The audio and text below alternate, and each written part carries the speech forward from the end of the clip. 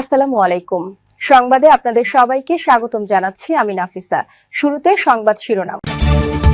প্রথমেই জানিয়ে দিব, ত্রয়োদশ জাতীয় সংসদ নির্বাচনে আলোচিত ঢাকা ৮ আসনে দিনভর নানা নাটকীয়তার পর নাসির উদ্দিন পাটোয়ারীকে হারিয়ে বেসরকারিভাবে বিজয়ী হয়েছেন বিএনপির প্রার্থী মির্জা আব্বাস।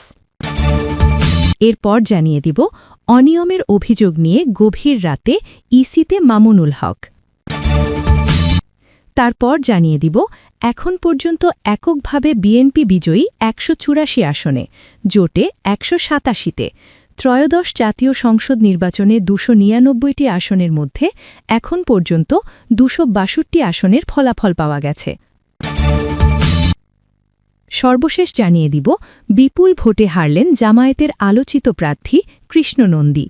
খুলনা ১ আসনে ৫০,৪৩৩ ভোটের ব্যবধানে পরাজিত হয়েছেন জামায়াতে ইসলামের প্রার্থী কৃষ্ণ নন্দী। এখন শুনছিলেন সংবাদ শিরোনাম, এখন বিস্তারিত। তার আগে ভিডিওটিতে লাইক করে কমেন্টে জানিয়ে দিন আজকের সংবাদের বিষয়ে আপনার মূল্যবান মতামত, আর আপনি কোন জেলা বা কোথা থেকে আমাদের এই সংবাদটি শুনছেন এবং দেখছেন। আর হ্যাঁ, এমন আরো সংবাদ পেতে চ্যানেলটি সাবস্ক্রাইব করে পাশে থাকুন। ত্রয়োদশ জাতীয় সংসদ নির্বাচনে আলোচিত ঢাকা ৮ আসনে দিনভর নানা নাটকীয়তার পর নাসির উদ্দিন পাটোয়ারীকে হারিয়ে বেসরকারিভাবে বিজয়ী হয়েছেন বিএনপির প্রার্থী মির্জা আব্বাস। শুক্রবার ভোররাত ৪:৩০টায় ঢাকার বিভাগীয় কমিশনার রিটার্নিং কর্মকর্তা শরফুদ্দিন আহমেদ চৌধুরী এ ফল ঘোষণা করেন।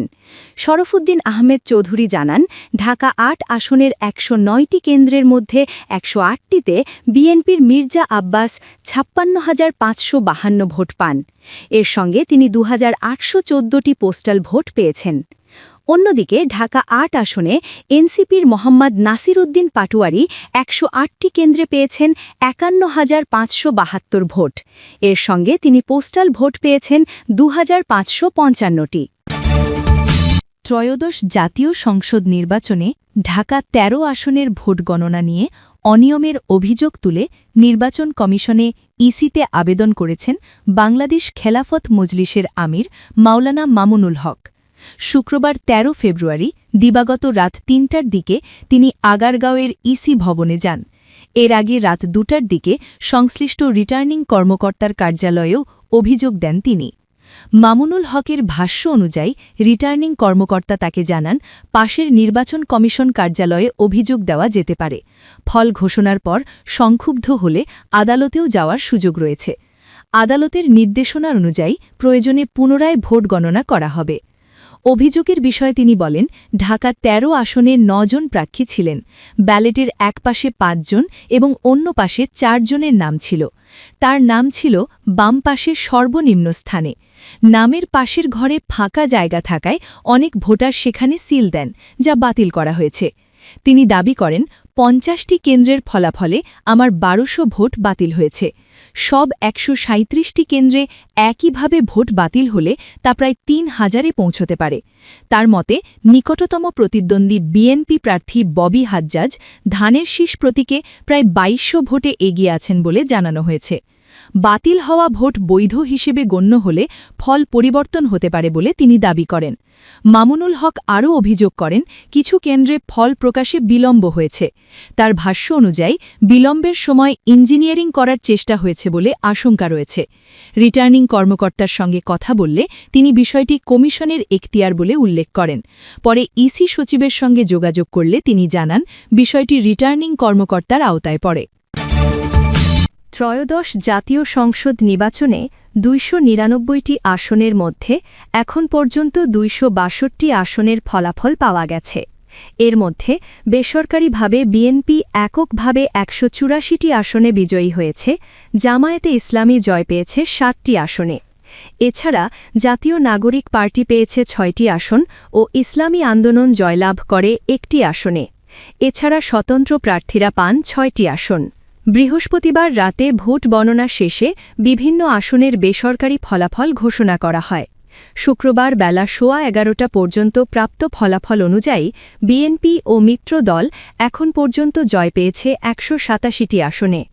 জামায়াত ও মিত্র দল পেয়েছে ৬৯টি আসন। জামায়াত জোটের মধ্যে বাংলাদেশ খেলাফত মজলিস রিকশা প্রতীক 2টি আসন, খেলাফত মজলিস দেওয়ালঘড়ি 1টি আসনে জয় পায়। বিএনপি জোটের মধ্যে গণসংহতি আন্দোলন 1টি, বাংলাদেশ জাতীয় পার্টি বিজেপি 1টি, গণ অধিকার পরিষদ 1টি আসনে জয়ী। গতকাল বৃহস্পতিবার এই নির্বাচনের ভোট গ্রহণ করা হয়। সকাল 7:30টা থেকে বিকেল 4:30 পর্যন্ত টানা 9 ঘণ্টা চলে ভোট গ্রহণ। এবার দেশের মোট 42,779টি ভোট কেন্দ্রে ভোট গ্রহণ অনুষ্ঠিত হয়েছে।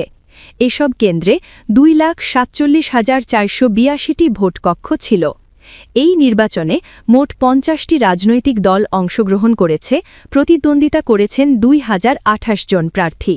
এর মধ্যে রাজনৈতিক দলের প্রার্থী সংখ্যা 1,755 জন, স্বতন্ত্র প্রার্থী 273 জন, নারী প্রার্থী 83 জন, দলীয় 63 জন এবং স্বতন্ত্র 20 জন।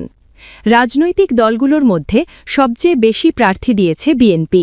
তাদের প্রার্থী সংখ্যা 291 জন। এই নির্বাচনে নিবন্ধিত 10টি রাজনৈতিক দল কোনো প্রার্থী দেয়নি। খুলনা 1 ডাকপ বটিয়াঘাটা আসনে 50,434 ভোটের ব্যবধানে পরাজিত হয়েছেন জামায়াতে ইসলামীর প্রার্থী কৃষ্ণ নন্দী।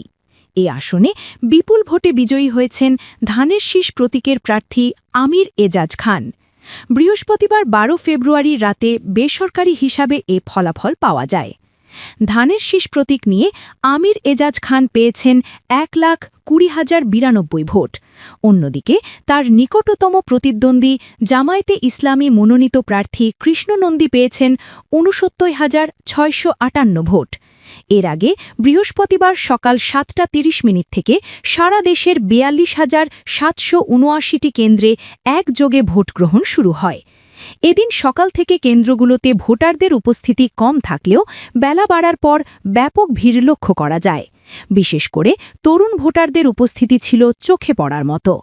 আগামীর বাংলাদেশ পুনর্গঠনে ভোটাররা নিজেদের মতামত দিয়েছেন।